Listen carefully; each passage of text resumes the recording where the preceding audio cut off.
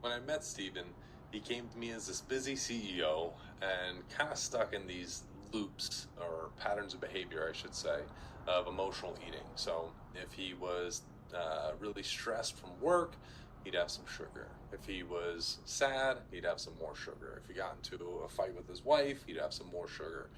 And on this cycle continues. So he had this emotional eating response. He's been doing it for years now, and now to the point where he's got a little extra pounds around his waist and not feeling too good about himself. And he felt like he was this like trapped inside of a fat man's body, and he felt tired all the time, and he felt very weak. And here's what I mean by weak, is he shared this with me months after we had already been working together, and it happened just days before I'd met him. So his little 7-year-old daughter ends up falling asleep on the couch, and he goes to do his fatherly duties and scoop her up, and he's going to walk her off to the bedroom and lay her down, right? However, when he goes to try to pick up his little girl, he realized at that point that he's actually too weak even just to do that. And that was where all of the guilt came back and all the shame kicked in, and he really felt embarrassed about where he had let himself get to because of his emotional eating. And that was actually the tipping point that Steve needed, I guess, to actually reach out to me and get help. So here's what we ended up doing in order to help turn this all around for Steve. So the first thing was that he reprioritized his new lifestyle, essentially.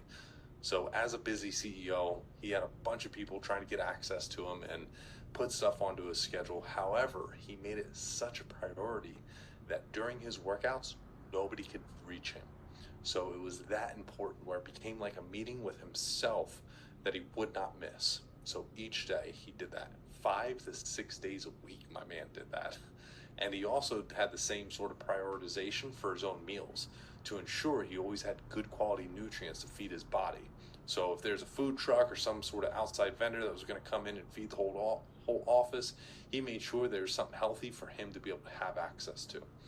And speaking of food, we also took his portion sizes from here to here, realizing by just simply cutting back on portions is one of the biggest game changers you can make in order to lose weight, especially just keep moving forward. It's not that hard of a hack where you can still eat what you want. So Steve loved this one. And the other part too is just simply making some healthy swaps. So he's not necessarily going to stop that sugar addiction altogether right then and there overnight. So we made some healthy swaps from, having this processed junk that he was used to consuming to having dark chocolate and having some fresh fruit and dried fruit, things that were still going to give him that kind of nice little sugar boost without all the downsides that are associated with all the processed junk that he was used to.